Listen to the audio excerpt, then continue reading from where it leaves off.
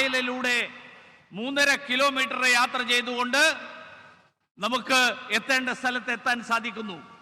അതായത് സൗകര്യങ്ങൾ വർദ്ധിക്കുന്നു, വ്യാപാരം കൂടുന്നു, പ്രവർത്തനക്ഷമത കൂടുന്നു, അതേസമയത്ത് തിരക്ക് കുറയുന്നു, മലിനീകരണം കുറയുന്നു, യാത്രാ ചിലവ് കുറയുന്നു. Friends, tourists come to Kochi not only as a transit point to go to other parts of Kerala. The culture, food, beaches, marketplaces, historical places, and spiritual places here are widely known. The government of India is undertaking many efforts to improve tourism-related infrastructure here. The inauguration of Sagarika, the international cruise terminal in Kochi, is one example of this. Sagarika cruise terminal brings both comfort and convenience for tourists. It will cater to over 1 lakh cruise guests. സുഹൃത്തുക്കളെ, വിനോദസഞ്ചാരികൾ കൊച്ചിയിലേക്ക് വരുന്നത് ഒരു ഇടത്താവളം മാത്രമായിട്ടല്ല.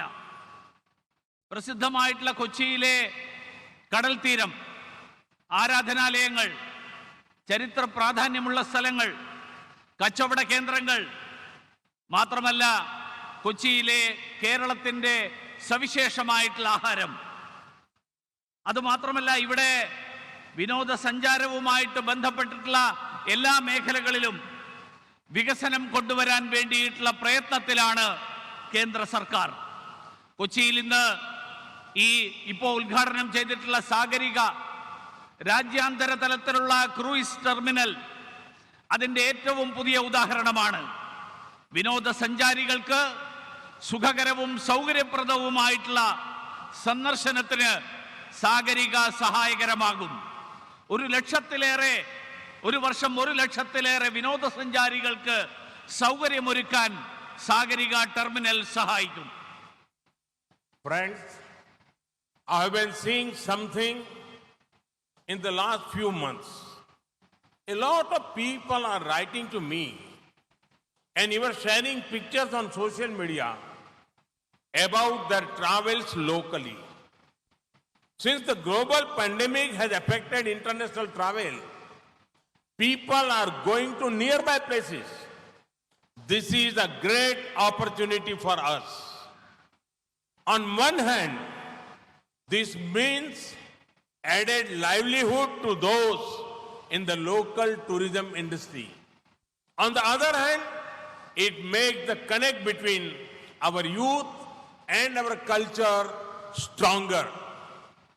കഴിഞ്ഞ കുറച്ചു കാലമായിട്ട് എൻ്റെ ശ്രദ്ധയിൽപ്പെട്ടിട്ടുള്ള ഒരു കാര്യം ഞാൻ നിങ്ങളോട് പങ്കുവെക്കാൻ ആഗ്രഹിക്കുകയാണ്.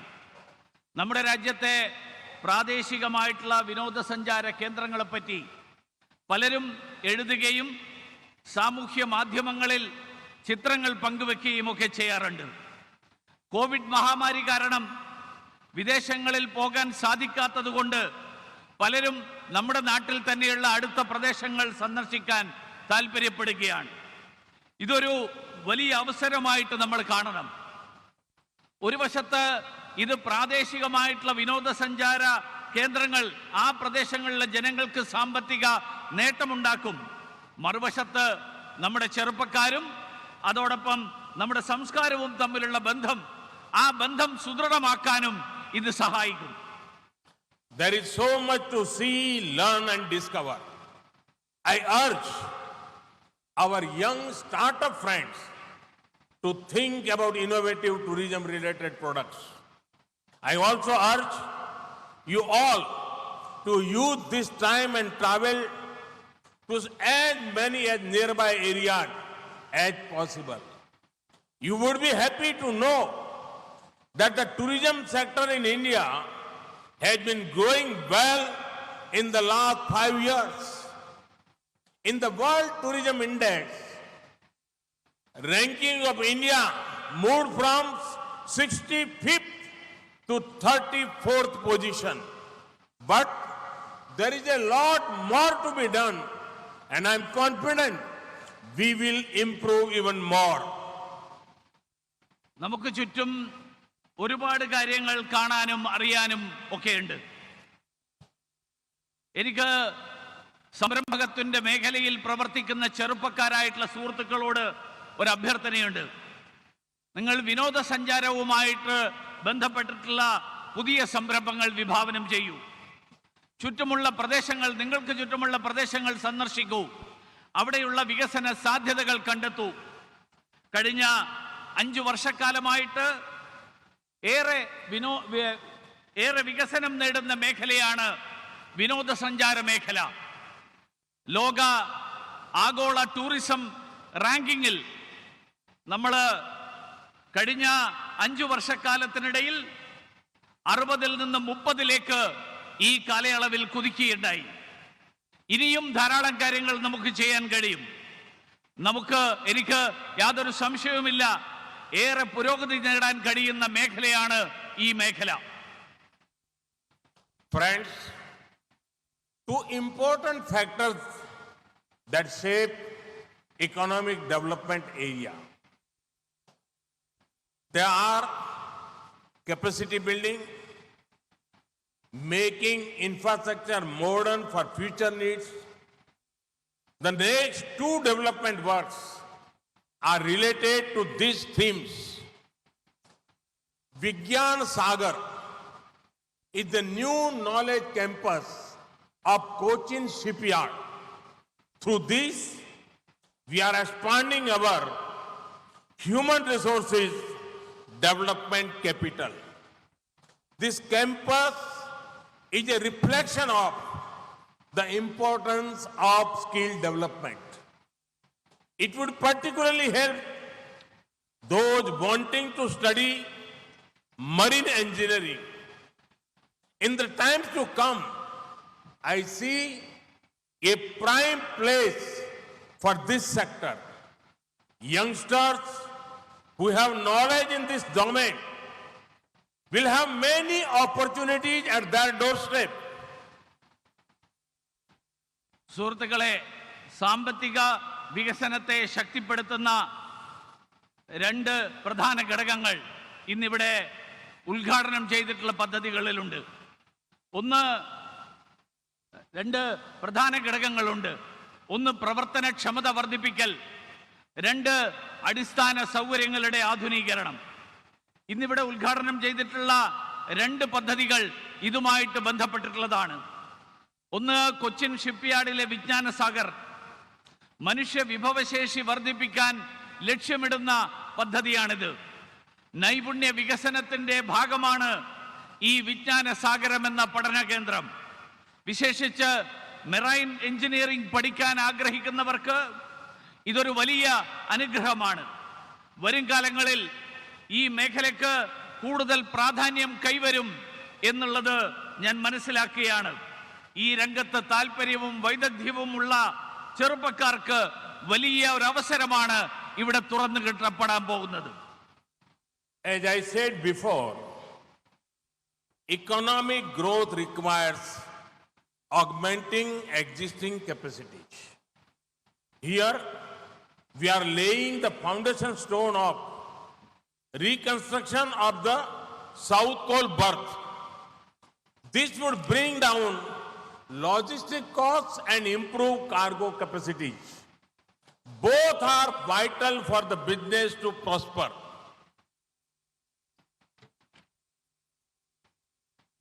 അത് മാത്രമല്ല, സാമ്പത്തിക വളർച്ചയ്ക്ക് നമ്മുടെ ക്ഷമതാ വികസനവും കൂടി വളരെ അത്യാവശ്യമാണ്. ഇന്നിവിടെ ഉദ്ഘാടനം ചെയ്തിട്ടുള്ള സൗത്ത് കോൾ ബർത്ത്, പുനർനിർമ്മിക്കുന്ന സൗത്ത് കോൾ ബർത്ത്, ആ സൗത്ത് കോൾ ബർത്ത് ഈ ദിശയിലുള്ള ഒരു പ്രവർത്തനമാണ്. ഇത് ചെലവ് കുറയ്ക്കും, അതോടൊപ്പം ചരക്ക് നീക്കത്തിന് വലിയ മുന്നേറ്റം നൽകും, വാണിജ്യ വ്യവസായ മേഖലകൾക്ക് കരുത്തു പകരുകയും ചെയ്യും. Friends, today the definition and scope of infrastructure has changed. It is beyond only good roads, development works, and connectivity between a few urban centers. We are looking at high quality, quantity, and top quality infrastructure for the coming generations. Through the National Infrastructure Pipeline, rupees 110 lakh crore is being invested for infra creation. In that, special attention is being given to coastal parts, the northeast, and the mountain areas. Today, India is embarking on an ambitious program of broadband connectivity to every village. സുഹൃത്തുക്കളെ, ഇന്ന് അടിസ്ഥാന സൗകര്യം എന്ന സങ്കല്പം തന്നെ മാറിമറിഞ്ഞിരിക്കുകയാണ്. അത് ഏതാനും പട്ടണങ്ങളെ മാത്രം ബന്ധിപ്പിച്ചുകൊണ്ടുള്ള ഗതാഗതവും നിർമ്മാണ പ്രവർത്തനങ്ങളും വാർത്താവിനിമയവും മാത്രമല്ല, അതിനു പകരം എണ്ണത്തിലും ഗുണത്തിലും ഉയർന്ന നിലവാരമുള്ള അടിസ്ഥാന സൗകര്യങ്ങൾ വരും തലമുറക്ക് നൽകാനുള്ള ശ്രമം കൂടിയാണ് നമ്മൾ നടത്തിക്കൊണ്ടിരിക്കുന്നത്. 110 ലക്ഷം കോടി രൂപയുടെ നാഷണൽ ഇൻഫ്രാസ്ട്രക്ചർ പൈപ്പ് ലൈൻ പദ്ധതി അതിനു വേണ്ടിയിട്ട് വിഭാവനം ചെയ്തിട്ടുള്ളതാണ്. അതിലൂടെ തീരപ്രദേശങ്ങളിൽ മാത്രമല്ല, മറ്റ് മലമ്പ്രദേശങ്ങളിലും അതോടൊപ്പം വടക്ക് കിഴക്കൻ സംസ്ഥാനങ്ങളിലുമൊക്കെ അത്യാധുനിക സൗകര്യങ്ങൾ, ആ സൗകര്യങ്ങൾ ലഭ്യമാക്കാനുള്ള പ്രവർത്തനമാണ് നടക്കുന്നത്. ഇന്ന് ഭാരതം ഒരു വലിയ സ്വപ്നത്തിലേക്ക് കാലെടുത്ത് വെച്ച് കഴിഞ്ഞു. ബ്രോഡ്ബാൻഡ് കണക്ടിവിറ്റി എന്നുള്ള സ്വപ്നത്തിലേക്ക്. Likewise, India is devoting topmost importance to developing our blue economy. Our vision and work in this sector includes more ports, improving infrastructure in current ports, offshore energy, sustainable coastal development, coastal connectivity. സമുദ്ര വിഭവങ്ങളെ ക്രിയാത്മകമായി ഉപയോഗിക്കുന്ന സമുദ്ര സമ്പദ് വ്യവസ്ഥ, അതാണ് ഇന്ത്യയുടെ ലക്ഷ്യം. ആത്മനിർഭര ഭാരതത്തിലേക്കുള്ള കുതിപ്പിനെ ഇത് വേഗത്തിലാക്കും.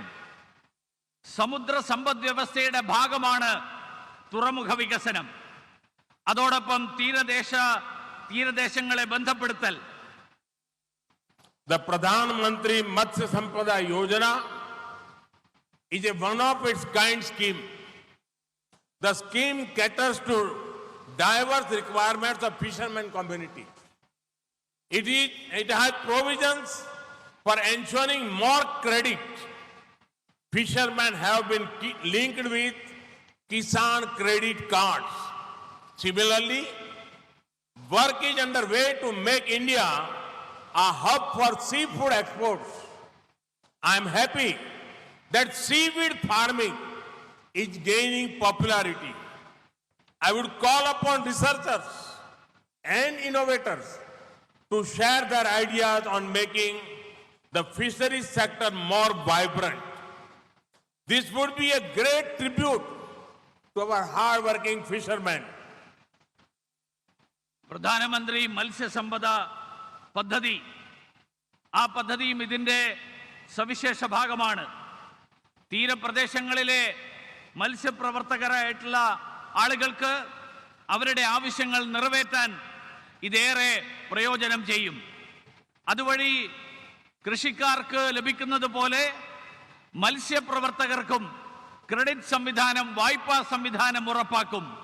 അവർക്കും കിസാൻ ക്രെഡിറ്റ് കാർഡ് ലഭ്യമാകുന്ന സാഹചര്യമുണ്ടാകും. കടലിൽ നിന്നുള്ള ഭക്ഷ്യവിഭവങ്ങൾ, ആ വിഭവങ്ങളുടെ പ്രധാന കേന്ദ്രമായിട്ട് ഇന്ത്യയെ വളർത്തിയെടുക്കാനുള്ള ശ്രമമാണ് ഇന്ന് നടന്നുകൊണ്ടിരിക്കുന്നത്. സീവീഡ് ഫാമിംഗ് അഥവാ കടൽ പച്ച കൃഷി.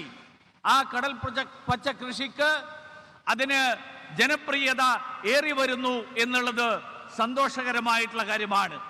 ഈ മേഖലയിൽ മത്സ്യബന്ധനവുമായിട്ട് ബന്ധപ്പെട്ടുള്ള വിഷയങ്ങളിൽ കൂടുതൽ സംരംഭകരും ഗവേഷകരുമായിട്ടുള്ള ആളുകൾ അവരുടെ പ്രവർത്തനങ്ങൾ കേന്ദ്രീകരിക്കണം, അവർ മുന്നോട്ട് വരണം എന്നാണ് എനിക്ക് അഭ്യർത്ഥിക്കാനുള്ളത്. അത് തീർച്ചയായിട്ടും മത്സ്യബന്ധനയിൽ മേഖലയിൽ പ്രവർത്തിക്കുന്ന അധ്വാനശീലരായിട്ടുള്ള മത്സ്യപ്രവർത്തകർക്ക് അവർക്കതൊരു വലിയ അനുഗ്രഹമാകും എന്നുള്ള കാര്യത്തിൽ സംശയമില്ല. Friends, this year's budget had devoted significant resources and schemes that will benefit Kerala. This includes the next phase of the Kochi Metro. This metro network has come successfully and has set a good example of progressive work practices and professionalism. സുഹൃത്തുക്കളെ, ഈ വർഷത്തെ കേന്ദ്ര ബജറ്റിൽ കേരളത്തിന് ഏറെ പ്രയോജനം ചെയ്യുന്ന നിരവധി പദ്ധതികൾ,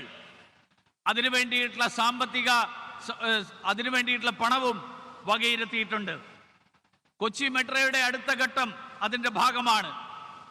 മെട്രോ ഗതാഗത സംവിധാനത്തിന്റെ വിജയം, ഒന്നാം ഘട്ടത്തിന്റെ വിജയം, ആ വിജയം നമ്മുടെ കഴിവിന്റെയും കാര്യപ്രാപ്തിയുടെയും ഉത്തമമായിട്ടുള്ള ഉദാഹരണമാണ്. Friends, the year gone by made humanity face a never seen before challenge. Powered by 130 crore Indians, our nation's fight against COVID-19 has been spirited. The government was always sensitive to the needs of the Indian diaspora, especially in the Gulf. സുഹൃത്തുക്കളെ, ഈ കഴിഞ്ഞ വർഷം മനുഷ്യരാശി നമ്മൾ ഇന്ന് വരെ കണ്ടിട്ടില്ലാത്ത തരത്തിലുള്ള പ്രതിസന്ധികളിലൂടെയാണ് കടന്നുപോയത്. രാജ്യത്തെ 130 കോടി ജനങ്ങളുടെ കൂട്ടായിട്ടുള്ള പരിശ്രമം കൊണ്ട് കോവിഡ് മഹാമാരിയെ ഫലപ്രദമായിട്ട് ചെറുക്കാൻ നമുക്ക് സാധിച്ചു. ഗൾഫ് രാജ്യങ്ങൾ ഉൾപ്പെടെ വിദേശങ്ങളിലുള്ള ഇന്ത്യക്കാർ, പ്രവാസികളായിട്ടുള്ള ഇന്ത്യക്കാർ, അവരുടെ ആവശ്യങ്ങൾ അറിഞ്ഞുകൊണ്ടുള്ള പ്രവർത്തനമാണ് കേന്ദ്ര സർക്കാർ നടത്തിക്കൊണ്ടിരിക്കുന്നത്.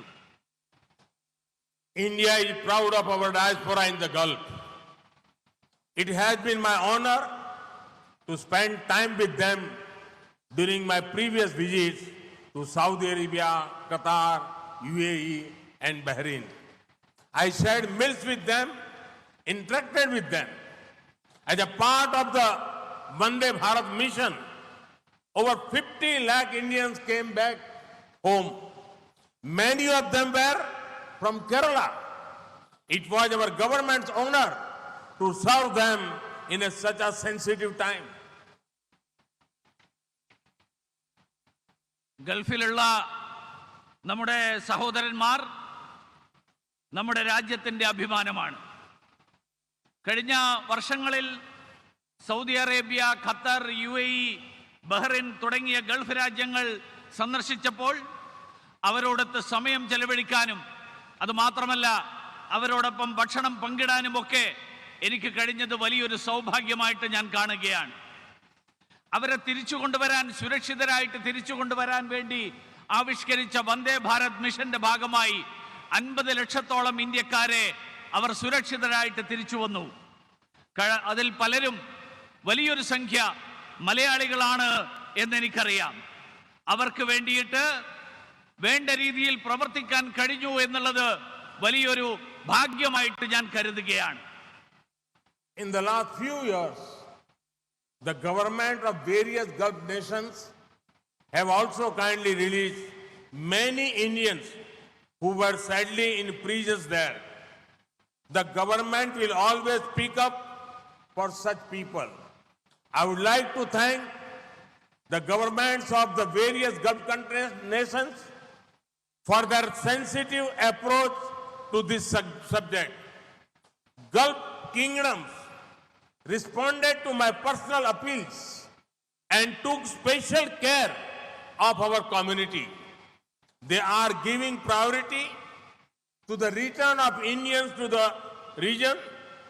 We have set up air bubbles to facilitate that process. Indians working in the Gulf should know that the full support of my government is there to ensure their welfare. കഴിഞ്ഞ ഏതാനും വർഷങ്ങളിൽ ഗൾഫ് രാജ്യത്തെ തടവറകളിൽ കഴിയുന്ന നിരവധി ഇന്ത്യക്കാരെ മോചിപ്പിക്കാൻ അതിനു വേണ്ടിയിട്ട് അവിടുത്തെ ഭരണാധികാരികൾ തയ്യാറായി എന്നുള്ളതും ഞാൻ ഈ അവസരത്തിൽ സൂചിപ്പിക്കാൻ ആഗ്രഹിക്കുകയാണ്. അങ്ങനെയുള്ള ഇന്ത്യക്കാർക്ക് വേണ്ടിയിട്ട് എല്ലായ്പ്പോഴും ശബ്ദമുയർത്താൻ കേന്ദ്ര സർക്കാർ തയ്യാറാണ്. അതുമാത്രമല്ല, ഈ സന്ദർഭത്തിൽ ആ രാജ്യങ്ങളിലെ ഭരണാധികാരികളോട് നമ്മുടെ അഭ്യർത്ഥനകളോട് അനുഭാവപൂർവം പ്രതികരിച്ച ആ രാജ്യത്തെ ഭരണാധികാരികളോട് ഉള്ള നന്ദി രേഖപ്പെടുത്താൻ കൂടി ഞാൻ ഈ അവസരത്തിൽ ആഗ്രഹിക്കുകയാണ്. വളരെ താല്പര്യത്തോടു കൂടിയാണ് കേന്ദ്ര സർക്കാരിന്റെ അഭ്യർത്ഥനകളോട് അവർ പ്രതികരിച്ചത്. അതുമാത്രമല്ല, ഇന്ത്യക്കാരെ തിരിച്ചു കൊണ്ടുവരുന്നതിന് അതിന് മുൻഗണന നൽകാനും അവർ തയ്യാറായി. മാത്രമല്ല, അതിനു വേണ്ടിയിട്ട് നമ്മൾ എയർ ബബിൾ എന്നുള്ള നിലയിൽ വിവിധ രാജ്യങ്ങളെ ഇന്ത്യയുമായിട്ട് ബന്ധപ്പെടുത്താനുള്ള സംവിധാനവും നമ്മൾ ഏർപ്പെടുത്തി. ഗൾഫിലുള്ള ഇന്ത്യക്കാരോട് ഒരു കാര്യം സൂചിപ്പിക്കാൻ ആഗ്രഹിക്കുകയാണ്. നിങ്ങൾക്ക് നിങ്ങളുടെ ക്ഷേമം ഉറപ്പുവരുത്തുന്നതിൽ കേന്ദ്ര സർക്കാരിന്റെ സമ്പൂർണമായിട്ടുള്ള പിന്തുണ, പങ്കാളിത്തം ഉണ്ടാകും എന്ന് ഞാൻ ഈ അവസരത്തിൽ ഓർമ്മിപ്പിക്കാൻ ആഗ്രഹിക്കുകയാണ്. Friends, we are at a historic point today. Our actions today will shape our growth trajectory in the years to come. India has the ability to rise to the occasion and contribute to global good. Our people have shown that with the right opportunity, they can do wonders. Let us keep working to create those opportunities. Together, we will build an Atmanirbhar Bharat. Once again, I congratulate the people of Kerala for the development works they have been inaugurated today. Thank you very much. Orairam Nandi. സുഹൃത്തുക്കളെ, നമ്മളിന്ന് ഒരു ചരിത്ര മുഹൂർത്തത്തിലാണ് നിൽക്കുന്നത്. ഇന്നത്തെ നമ്മുടെ ഈ പ്രവർത്തനങ്ങൾ, ഇന്ന് ഉദ്ഘാടനം ചെയ്യപ്പെട്ടിട്ടുള്ള ഈ പദ്ധതികൾ ഒരു വികസന കുതിപ്പിന് വേണ്ടിയിട്ട് രാജ്യത്തെ, ഈ നാടിനെ സ്വയം പര്യാപ്തമാക്കുന്ന, ഈ നാടിനെ പ്രയോജനപ്പെടുന്ന കാര്യങ്ങളാണ്. ഇന്ത്യക്ക് ഈ അവസരത്തിനനുസരിച്ച് ഉയർന്നുകൊണ്ട് ലോകം മുഴുവൻ നന്മ പകരാൻ അതിനുള്ള കഴിവുള്ള രാജ്യമാണ്. നമ്മുടെ ജനങ്ങൾ ആ അവസരങ്ങളെ വേണ്ട തരത്തിൽ പ്രയോജനപ്പെടുത്തിക്കൊണ്ട് അത്ഭുതങ്ങൾ സൃഷ്ടിക്കാൻ കഴിവുള്ളവരാണ് എന്ന് തെളിയിച്ചിരിക്കുകയാണ്. നമുക്ക് അതിനു വേണ്ടിയിട്ടുള്ള പുതിയ നിരവധി അവസരങ്ങൾ സൃഷ്ടിക്കാനായിട്ട് നമുക്ക് പ്രവർത്തിക്കാം. നമുക്ക് ഒരുമിച്ച് ഒരു ആത്മനിർഭര ഭാരതം, സ്വയം പര്യാപ്ത ഭാരതം, ആ സ്വയം പര്യാപ്ത ഭാരതം കെട്ടിപ്പടുക്കാൻ നമുക്ക് ഒരുമിച്ച് പ്രവർത്തിക്കാം. കേരളത്തിലെ ജനങ്ങൾ കഠിനാധ്വാനികളായിട്ടുള്ള ഈ വികസനത്തിന്റെ മേഖലയിൽ, വികസനത്തിന്റെ ഈ കുതിപ്പിന് ശക്തി പകരുന്ന കേരളത്തിലെ മുഴുവൻ ജനങ്ങളെയും ഒരിക്കൽ കൂടി അഭിനന്ദിച്ചുകൊണ്ട് ഞാൻ അവസാനിപ്പിക്കുന്നു. എല്ലാവർക്കും നന്ദി.